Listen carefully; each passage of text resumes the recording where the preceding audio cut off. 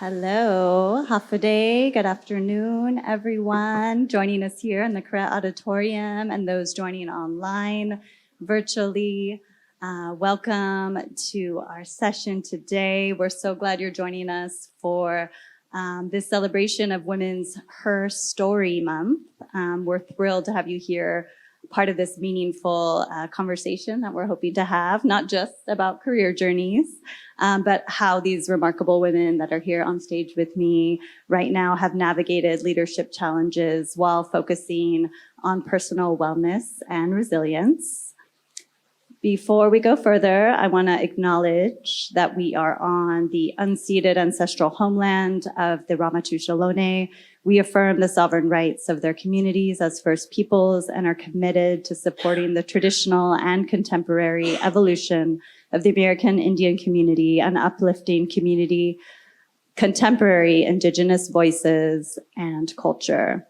And very soon, beyond those words, there will be a temporary mural coming to this very place above the check-in desks. So we look forward to sharing more about that with you from the Arts Commission and the library.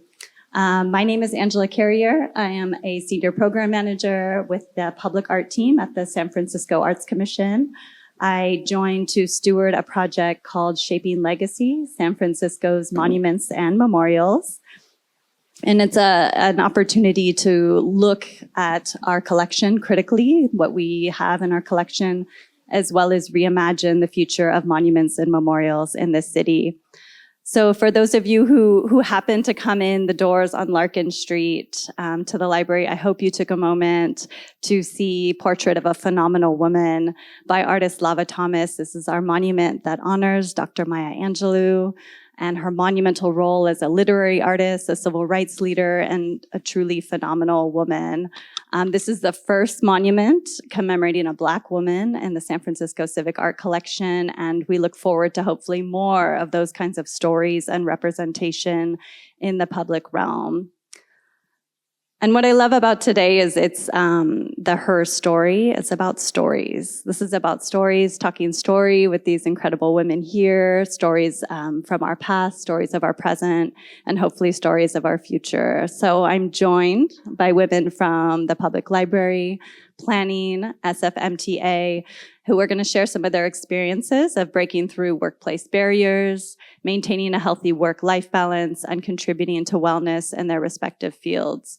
So really a chance to hear from those who've truly led with heart and gained some valuable insights about how we can all nurture resilience, both in our personal and professional lives. And so with that, I would love to turn it over to the panel here to introduce yourselves and tell us a bit about your department and your role in it.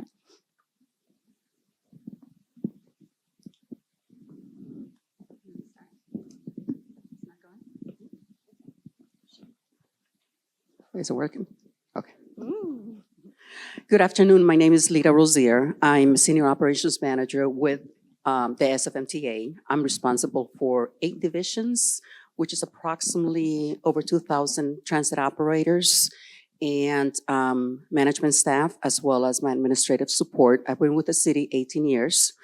Prior to that, I was in private industry in various roles in human resources. And in conjunction with doing those things, I was also in the military, and I retired from the United States Army as a lieutenant colonel. So I have a little bit of experience behind me.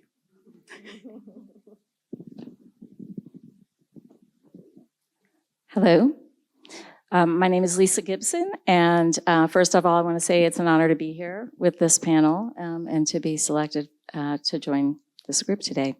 I'm with the San Francisco Planning Department, which is responsible for shaping the land use to meet the community needs of the city. And I've been with the Planning Department for 25 years. Prior to that, I was with the private sector in environmental consulting. And my pronouns are she and her. I want to say, first off, that I am an imperfect leader. So just by the fact that I'm here on the stage does not suggest otherwise. It's also true that I am a leader who strives for continual improvement because I love my job and I want to be an even better leader. Good afternoon, everyone. My name is Dolly Goyle. I am a Deputy 3, but really the Chief of Public Services here at San Francisco Public Libraries. The role that I have in the libraries is to oversee all of our public services divisions. So our branches, our collections and technical services team, our community programs and partnerships, the main library here, and we also have a city archivist and an archival team that we oversee here. And our public services team is probably almost 700 staff here that are serving all San Franciscans to make sure that we're living our best lives. And so I have been in libraries for about 17 plus years now, but in the city for just shy, well, actually just a little bit over 2 years now. So I'm happy to be here and helping all of our residents in San Francisco. Well, thank you all for that introduction and a little bit of background. I love that we're here in the library too. I feel like we're in a space of stories. We're in a place of archiving, of protecting histories and making it accessible. So I think that's it's a beautiful place to be gathering here. And for each of our respective departments, how we contribute to that feeling, that sense of collective, really freedom to be who we are and to tell our stories here in this city. So we're going to dive right into story time with a fun one. We're going to go into professional setbacks and failures. So let's talk about maybe an example of a time you can recall a setback or failure in your career and what you did to really, move through it, push past it, any resilience or kind of what you did to continue pursuing what your goal ultimately was. So who wants to dive in first? I'll start. Everyone's looking at me. It's hard for me to think of a failure because I always, when I look at anytime I failed, I look at it as an opportunity to learn something new and to improve. So fails are also wins at the same time. But setbacks exist. I would say early on in my career, I was very ambitious. I really wanted to, kind of like the Gen Zers of today, wanted to go from here to here. And that's not reality. You really have to put the work and time into developing your career. So I had applied, I worked in a different library system. I wanted to be a branch manager. I applied for the position, I didn't get it. And I thought, what's wrong? I've got everything I need for this position. And and then this is the reality, there's always gonna be someone better than you. And so someone more qualified, more deserving definitely got the job. And I just took it as an opportunity of, well, I gained some interview experience. This is great. I'll keep trying. And then thankfully, because I had that experience, the people who were interviewing me remembered me that I was hungry, and hungry to move up. And I was able to get selected for a temporary position for a 3-month stint in an acting role. And that wouldn't have happened if I didn't just try and put myself out there. Now, fast forward a couple more years later, I really wanted this assistant director job. I was so sure I could get this. I had all the qualifications. I didn't get it. And I'm just like, what is wrong? And thankfully, I had a colleague who was on the interview panel, and he said to me, Dolly, let me tell you how you did. He said, you did really well. He said, but honestly, all you need is time. I think time is the biggest lesson. I'm not best friends with time. I'm kind of impatient. I'm eager. I want to do all of it and do it now or yesterday. But really, the reality is time, and it's time to build your career, build your resume, build your experience and your network too. And when the time came, all of that served me well to be in future roles, but then ultimately the role that I'm in today, which is just where I'm exactly supposed to be right now in my life. I love that, and I love your approach to failure as maybe a learning and not always something that holds you back, but something that drives you forward. What about you, Leda? Okay. For me, failure is not even a word in my vocabulary. It has never been. I live my life like if you look at a tunnel, I see a barrier, I push it forward, and I keep going forward. Probably the most challenging part in my life early on was I could not afford to go to college on my own. My mom was a single parent, so there were 4 of us. So I had to work full time while going to school at night.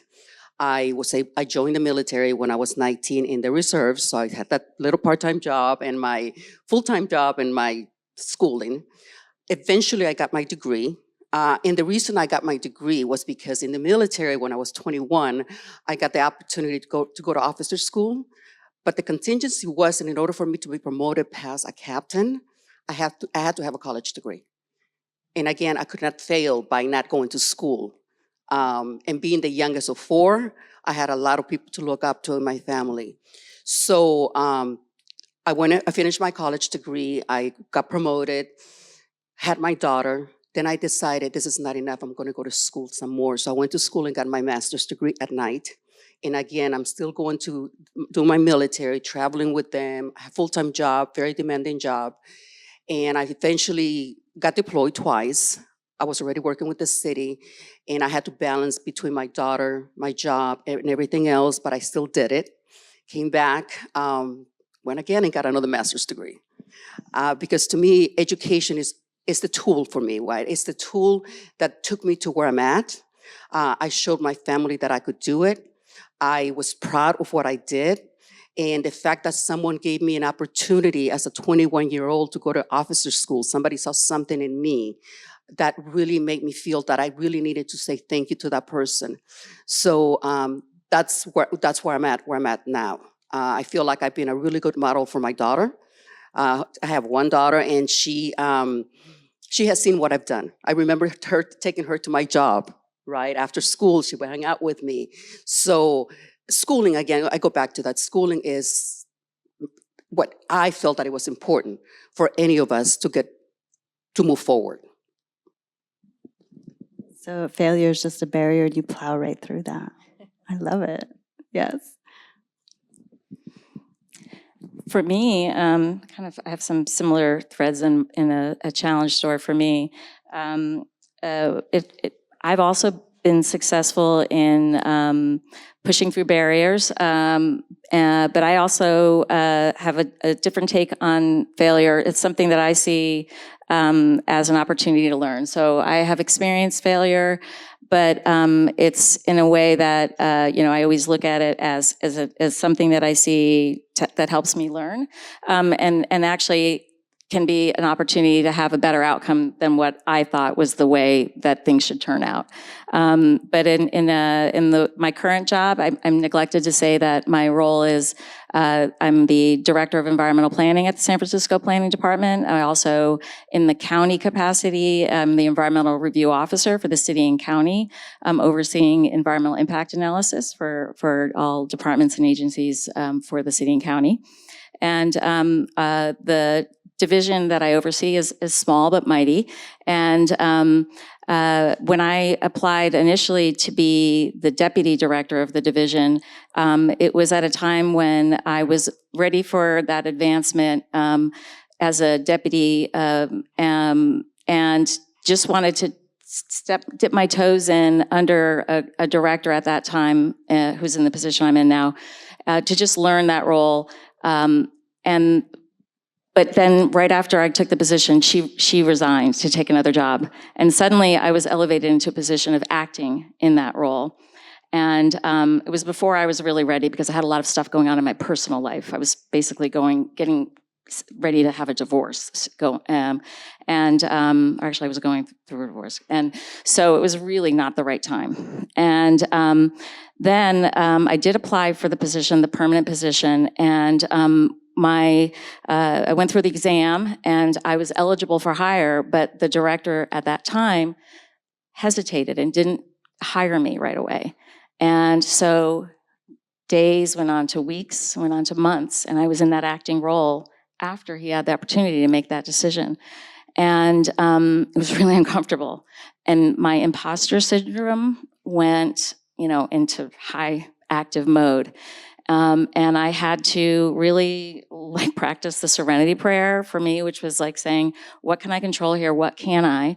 And I have to just do what I know how to do best, which is to just do my job and let go of what I'm not in control of. and finally, have some kind of frank conversations, be vulnerable, and talk with my director about, was there anything that I could do better to help him have confidence and make his decision. Be open that I'm very open to feedback, to address any concerns he had. Ultimately, he chose me. And 8 years plus later, I'm still in this position. And again, always eager to learn and adapt. And in a changing environment that we're in this government with a mayoral change of administration, we're constantly needing to adapt and recognize that our leaders have different ideas about the work we do and how we do it. And that really means being humble about ourselves and just persevering and doing what we can do best, and learning from one another. There's just a lot to be said, but basically, the challenge of leading in the face of uncertainty is something that is a constant, I think, in this role. And there's more to be said around that and some of the other questions I think we're going to be discussing. Thank you all for that, sharing those experiences and examples. I wonder if the same way you approach your own personal setbacks and failures, if you have the same technique when approaching a team or those you're working with, and how you advise or guide others who are going through a setback or a failure. Well, I usually I share my experiences with staff, particularly the ones who feel that there's nowhere that they can go, that they can't grow. And I share my experiences because I would say if I did it, anybody can do it. Coming to this country when I was 12 years old, didn't know how to speak English, going into a school that was all English speaking, nobody spoke Spanish except the TA. I feel like that gave me a lot of strength. And I pass that along, especially to young people, right? Because many times we don't have the tools, and we meaning the young people don't have the tools to, or the role models are home that can guide them a certain way. So I just tell them, this is what I had to do, and the rest is up to you, right? And the rest is up to you, and that's how I was raised. I was, not that I need to share this, but I've been on my own since I was 16. So I was going to school and doing all this stuff. And I feel that made me a stronger person. That if you can survive that in the city of San Francisco in those days, you can survive just about anything. I would add that there's always work to be done. So you might get a setback, or maybe you're working on an initiative, you spend a lot of time on it, your team has spent a lot of time on it, and then it doesn't happen because of something out of your control. But one of the things I always encourage our team, and that I feel that we do really well here in libraries, is that we pivot very quickly. Like what can we do? Is there any part of that project we can move forward? And again, looking at all of the opportunities, because it's not all bad. I mean, it might be bad, it might feel bad in that moment, but there's just so much better and good that can happen from the work that we've already put in. And then just the desire from our team is genuine. We really want to help the community together. We might have our own personal differences with work or whatever division we're in, but the end goal is still the same. We all believe in it too. So I think having a united team helps, and we can acknowledge the setback, maybe wallow in it for a moment, but let's move forward so we can celebrate the wins and the achievements that we do together. Thank you for that. So moving into some areas of talking about leadership lessons that you've learned, either from people that you've been inspired by or your own experiences. Can you tell us some stories of times that the lessons that you've learned from other leaders have shaped how you lead today? Well, for myself, I think I've learned good and bad from previous bosses, leaders. I learned what things I'm not going to do because I didn't like how it was done to me, but I also learned the good things from them. But the one thing that always sticks in my mind is when I was in the military and I went to school and the instructor said to me, just remember, every piece of paper that you pick up is a person. So when I'm dealing with an issue at work and it becomes so conflicting, I have to keep that in mind, that that piece of paper that I'm touching, it's a person, and I'm going to address it, take care of them first. Obviously, I always keep the business needs in my head, but the people are what makes us happen, especially in the role that I have, work with large number of transit operators. I work with my managers to make sure that they understand, and they do an amazing job. And our job is to make sure that the transit operators have a good working environment. They have a tough job being out there, driving around the city of San Francisco, dealing with various personalities. So the way we treat them when they're at the specific divisions is going to be better for them when they're out there working with the public. The lesson of relationships is so huge, and the relationships you build with those you're with. And that's one of, I would say for me, certainly learning from my mother, I think even the relationship, how important that is to acknowledge someone with humanity and with care, and how much that will benefit you down the line when you need their help or they need your help, and that importance. Absolutely. I think that, there's so many skills that are important to be an effective leader. But at the foundation, I think, is honesty and trust. And I think that includes being empathetic and compassionate and really relating to people. And I think a lesson that it kind of resonates right now that I learned was with a past experience where our department was responding to an executive directive that was issued by our prior mayor, the Honorable Ed Lee, and he was facing what is still continuing to be a challenge at this time, which is a housing crisis. And he was drafting an executive directive to direct our department to speed up the pace of permitting of housing projects, and he was about to finalize that directive, and I learned about that and was able to speak with someone in the mayor's office that was finalizing the wording about that, and had some concerns about how it would affect our division. And because of the relationship that I had with an individual who was working on it, I was able to express some practical considerations, and had built some trust with that person, and was able to express how I saw the importance of this directive and the policy need, but also how there were some factors that would really make it more implementable, and maybe a compromise was warranted in the wording. So it did get adjusted, but when it was issued, the wording was not well received by our staff. It made folks feel anxious, and also maybe a little unappreciated for how things had been going. And so, I had to be honest with staff and acknowledge and be empathetic to how they felt, and also kind of not sugarcoat that it was going to mean that things are really going to need to change, and that we're going to have to work hard to streamline things, and then ultimately to empower them and entrust them to kind of help find solutions. Basically we're there again right now. We're having to do some of that same work. And I think, that calls for innovation, that calls for, another round under even, I think, really more challenging circumstances with, a hiring freeze situation. And, times are the need is important. And so I think as, public service workers, this is a time when I think challenges of leadership are all the more, we're called to do great things, important things together. And I think the call to do it as where we can be supportive of one another on all levels is, really key.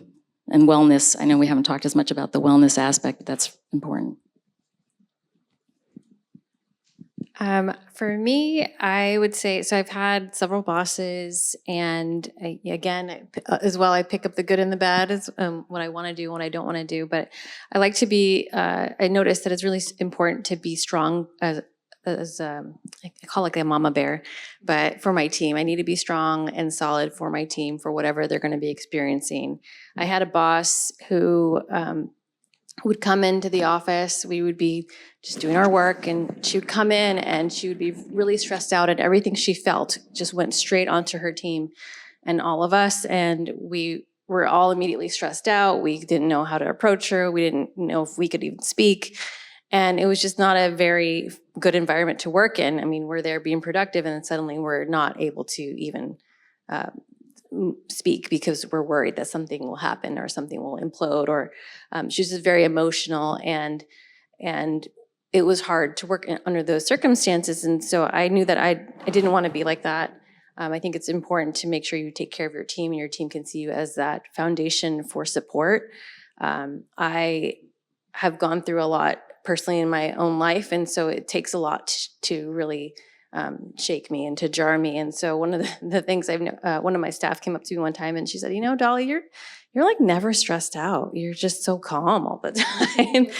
and it made me think, wow, I didn't even realize that my outward appearance was just to be that calm kind of source, even though there might be the weight of the world happening in our organization.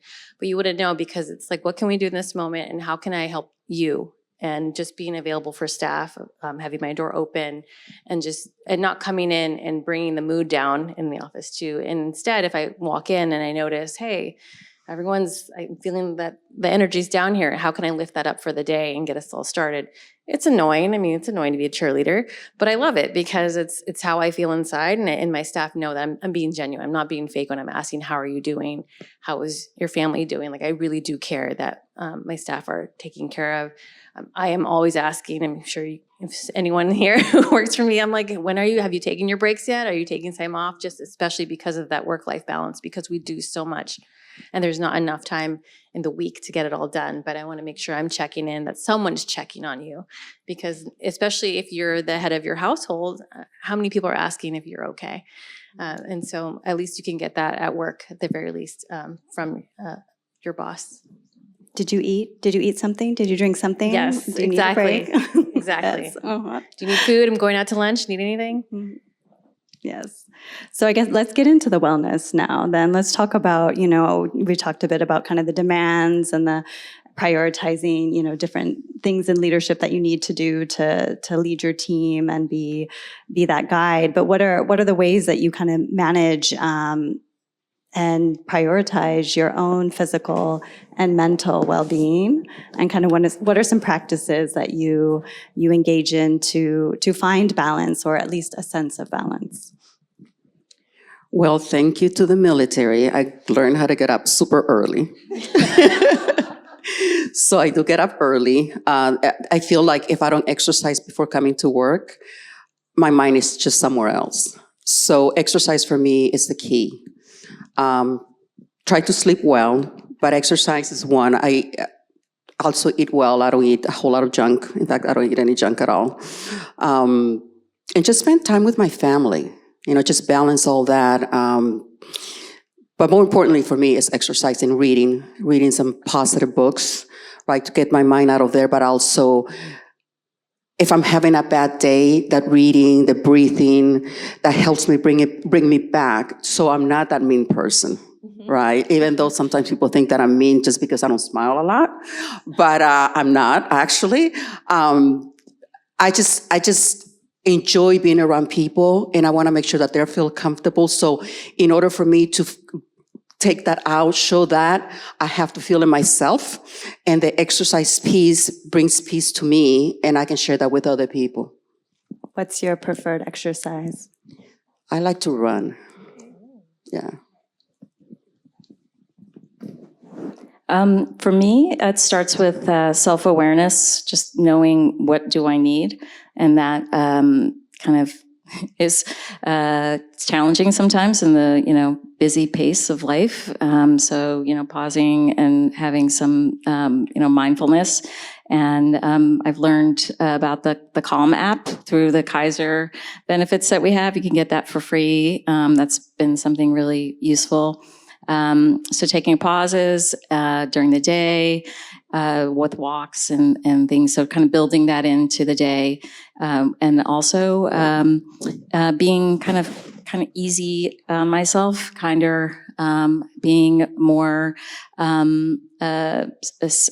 self-reflecting and flexible with myself, not feeling that I have to do things in a certain way, and being able to build set an ideal for what would be, a balance of exercise and diet, but recognizing that, I need to sometimes really kind of put the foot on the gas and work hard, and do more work and prioritize sleep, or being with family, and then I can kind of catch up, and knowing like what is important to me, where is my energy, what is going to bring me satisfaction, and power me through, and that changes. It's really personal. What works for one person isn't going to necessarily work for me. So trying not to compare myself to other people, and know that there's not one right way. I'm with you there. I would say know thyself, know where your limits are, know what makes you really happy. It can be anything, food, family, pets. I, too, am an early riser because you can make the most out of the day if you're up early. I start off every day working out in some way, shape, or form. And then every weekend I make sure I go on a hike. And I often invite people to go hiking with me, but I actually enjoy it solo because it's my time. And it's my time that I'm dedicating to myself. So making sure you have a time, like 10 minutes, 20 minutes, if you can push it to 30 minutes, 60 minutes, even better a day, but just have your time for yourself. I also try to eat really well. The weekends are my cheat days though. Having a routine I think is really important too. So what am I gonna do every day? How do I live every day of the week? Trying to stick with that routine I think helps, especially I'm working really hard on getting better sleep. I know it's Sleep Awareness Month as well, but I struggle with sleep during the week. Weekends are fine, so that's just something that I'm working on, just trying to have a better routine before bedtime, turning off electronics, that kind of thing. How do you decompress? And then I can read, but I also enjoy watching terrible television because it doesn't have any bad news in it, and it's usually 20 minutes or 25 minutes, and it's just enough to bring me to a place of like, okay, I'm resetting for the day. So, Where are some of your favorite hiking spots in the city or bay? oh, the Bay. See, I'm a Santa Cruz Mountains girl. I love just hiking anywhere in the woods there, but there are some good places up north. And then I have been trying more of our local city hikes. So I've done really recently the Sutro Tower and Twin Peaks loop. I do have a dog who's very active, so she gets me out. It's a great reason to go out and just try any different area. So I'm willing to drive far as well for those hikes. And you have your animal friend too, it sounds like, animals also Except another way. mine is 8 pounds. I carry her on hikes. Yes, she keeps me busy. So part of the ability to maintain these balances and have these moments of finding what you need to maintain your physical and spiritual well-being and mental is also setting boundaries between your work and your personal life. So what are some ways that you are able to set those boundaries for yourself, and how do you communicate that both to your team or your family? I've always been really bad. I love to work. I love to work in terms that I would take my laptop, they put the international plan on my phone so I wouldn't miss any calls, and I started really getting burned out. So I stopped taking the laptop, and when I take it now, I don't open it, which is a waste of carrying something. In fact, I just went on a trip and they put the international plan on my phone because I was dealing with something at work. I didn't even turn on the phone. So I've learned really just to separate that when I actually go on vacation. And I tell my team the same thing. Spend time with your family. Your family will always be there, hopefully, but your family will always be there. Your job will also be there, but you got to be able to separate the two in order to be balanced in your daily life. Absolutely. I do think about how, again, it's knowing myself first of all, and what are my, what are my boundaries? When do I have energy? When don't I?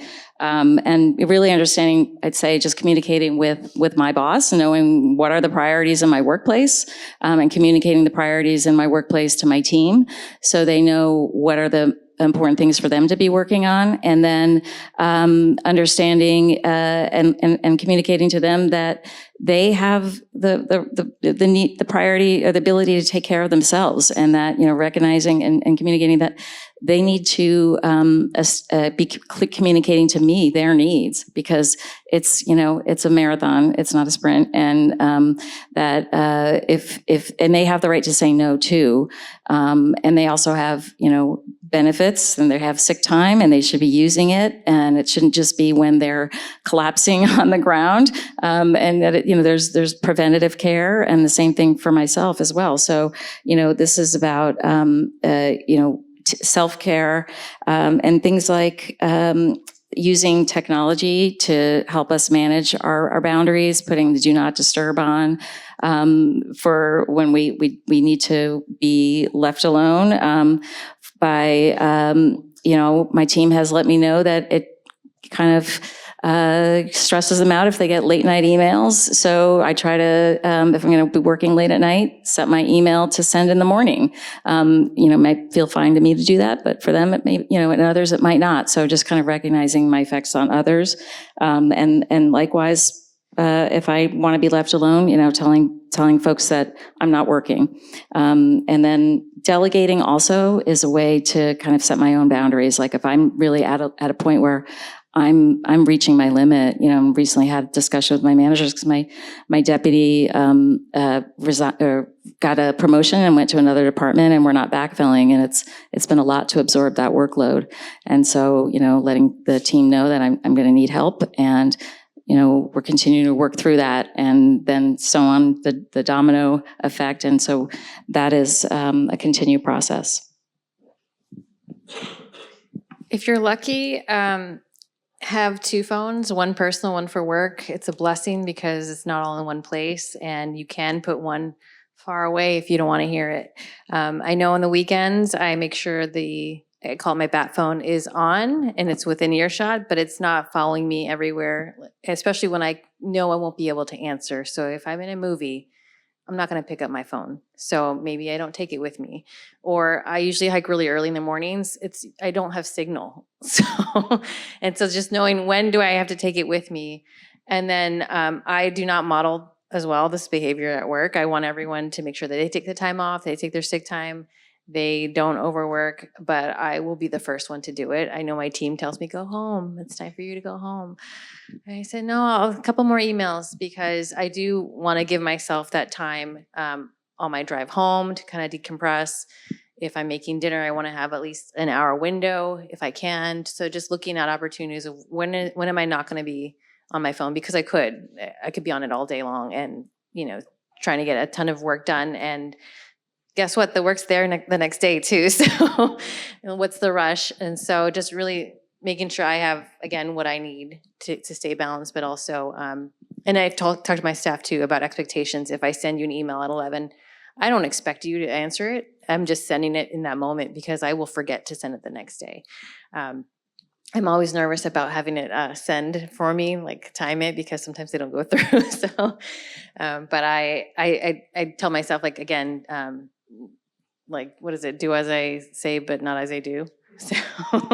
But even acknowledging that you don't have boundaries is somewhere. Yeah, Acknowledging that I'm not setting a boundary for myself Yeah. and I should, or that I'm crossing my own boundary. Right. Just even an awareness of that, and even speaking that into, communicating that with your team can mean something. Yeah. So now we are at the stage where we get to hear from you all here. If we have any questions from the audience or comments or thoughts, we have a mic circulating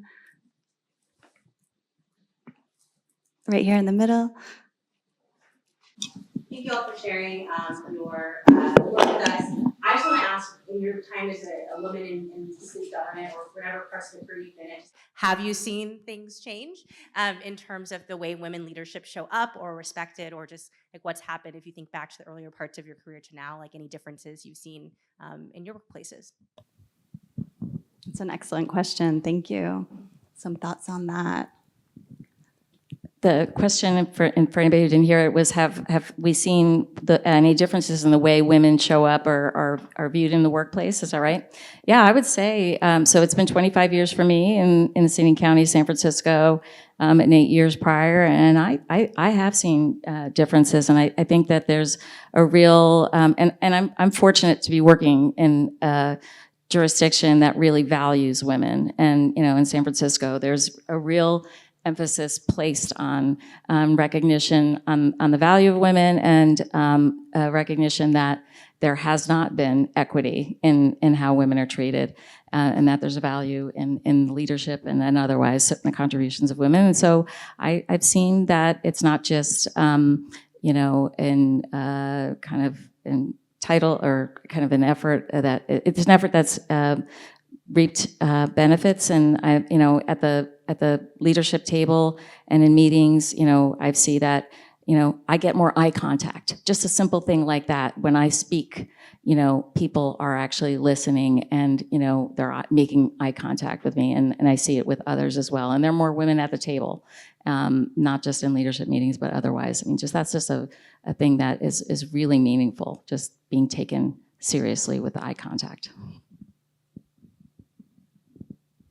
I would say, I feel like, so libraries are a primarily female-dominated profession, but what I did notice, I think, throughout my career journey is that women can be very mean to each other. There can be cliques, there can be bullying, that kind of approach. And I don't know if it's people who just have too much time on their hands, but now it feels like the world has shifted, especially with our federal administration. There's more unity to support each other and to support each other's work, and like, how can I uplift what you're doing, how can I support you as a female, but also I see us physically gathering more and celebrating each other, and I think that's a big difference than what I've seen before in the profession. And if there is any discrimination that I've experienced, it's more of just ageism because I look younger than I am, so then I get treated differently because of that, but it's not as much because I'm a female as it used to be.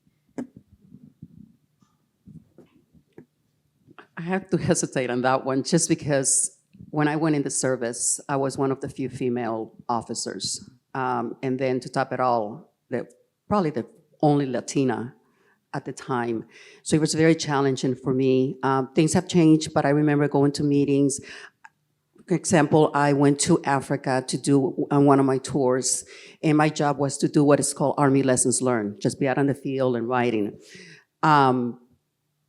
I didn't think that anybody was looking at the work that I was doing, right?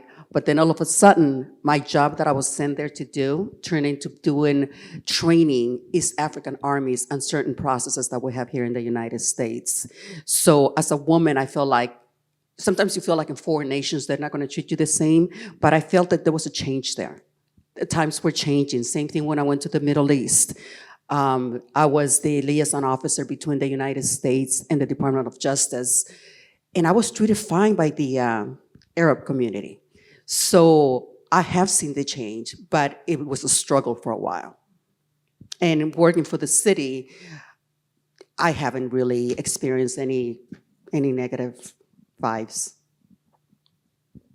I love that idea that you were saying too around collectivism and how we're in this together, kind of, and less about the competition and that we're being pitted against each other in these positions, but that it could be more about how are we helping each other?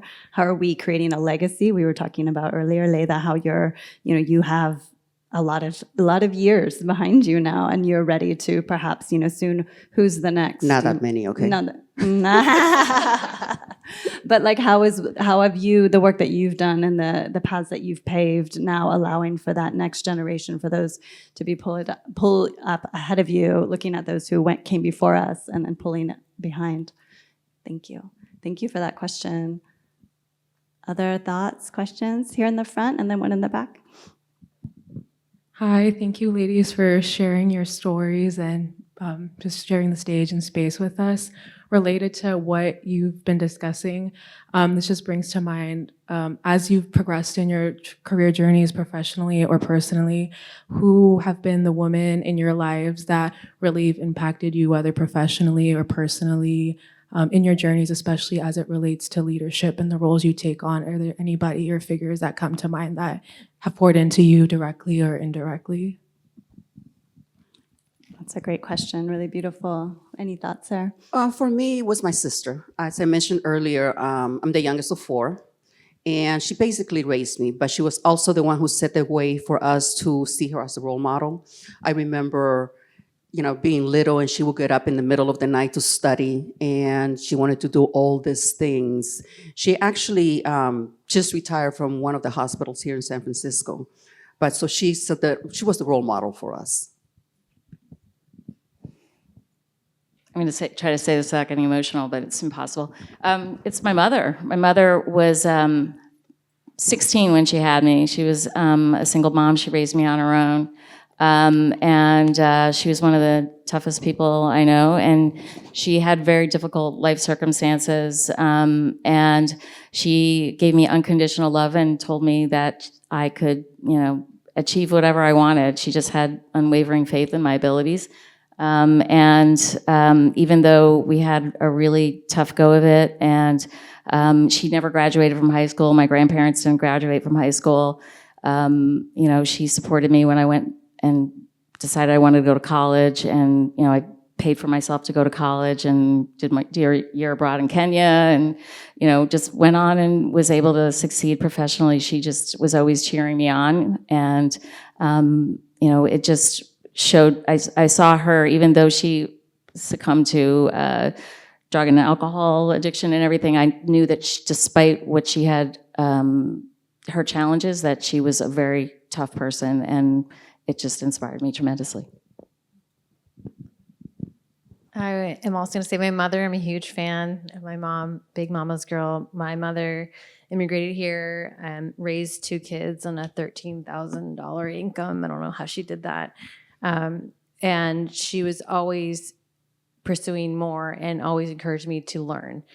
She is the reason why I'm a curious person, why I'm always wanting to learn something new, why the resilience is there. And she also, usually in Latino families, your parents kind of keep you close, but she was like, go out there, be somebody, and go do it. And she didn't hold us back to go try to live whatever dreams we wanted to. She is a champion in every step of the way, even through any of my non-failures that I had. She's there to support and just always knowing that I can. She's just so proud of me. She's like always tells me, "I'm so proud of you." She always held me close, like hugged me a lot, and told me I was great. And I'm just so blessed to have had that experience with her. And to this day too, she's just like, "I'm just so proud of you and what you've become." And I'm just like, I'm doing it for you, Mom, so I can take care of you one day. Yes, I love that. I'm with the mother. I'm with the mothers, but I'm also with the daughter. I'm doing this for my daughter, I feel like, too. Part of that, it's that circular learning, and it's I think that's also what's holding me now to lead, is having my daughter to raise and to show her. So there was another question back here, Yoon. Yeah, hi, thank you. I'm wondering, beyond the representation in this group, is there a policy change that you at least daydream about, or maybe are working for within your departments, either to better empower future female leadership or for the constituents that you serve within your departments? Who wants to talk policy?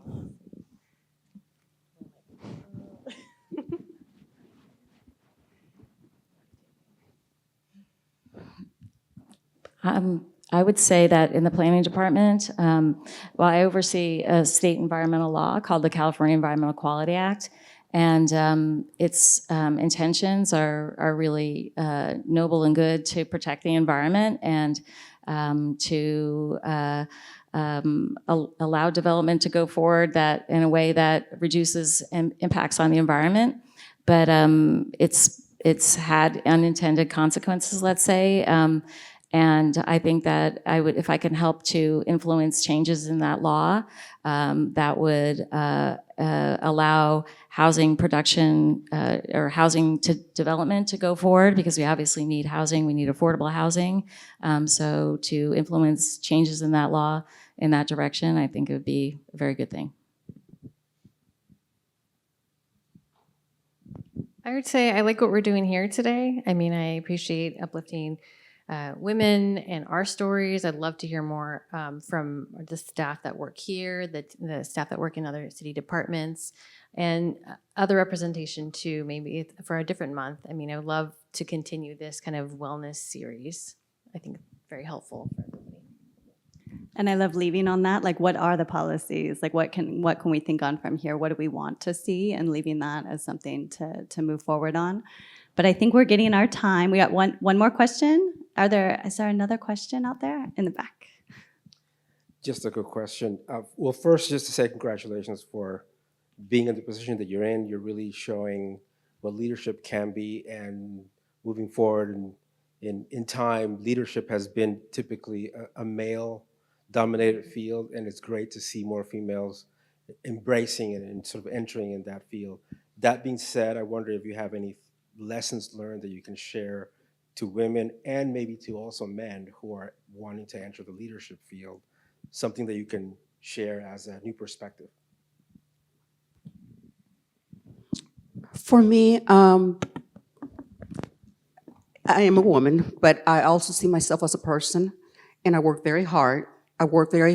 And I think that's the lesson that I can teach any woman, is that you work hard. Don't be a victim. Don't fall into the victimist's role, right? Because opportunities will open up for you, but you have to work for it. I would say look to someone that you admire in any field, and just talk to them and ask them, what did they do to get to where they're at? And ask them, what are the things top 3 things that they did that they felt helped them get to where they're at. And don't be afraid. Don't be afraid to move forward. Don't be paralyzed by indecision, because no matter what you do and to move forward, you try something, you learn. You learn what you like, what you don't like. And that is progress. It's progress, not perfection. Don't worry, you're learning, you're moving forward, you're advancing, and you will learn from that. I would say ask questions all the time. Ask for, if you're curious, ask to learn more. If you need something, ask for it. The worst you can get is no, and you just try again. And also know your worth, because sometimes we forget it. It depends on who we might be working under or who we're working with. They might make you feel less than. But don't let them get to you, because you know yourself the best. You know what you can produce and give to the world. And so never forget that and hold on to that, because people and situations may bring you down, but that's not who you are inside. So make sure you know yourself and know your worth. And I would say it's about the relationships that you build with those around you, and the trust that you build with others. And that leadership is not a title; it's that relationship that you have with others and that you can build from.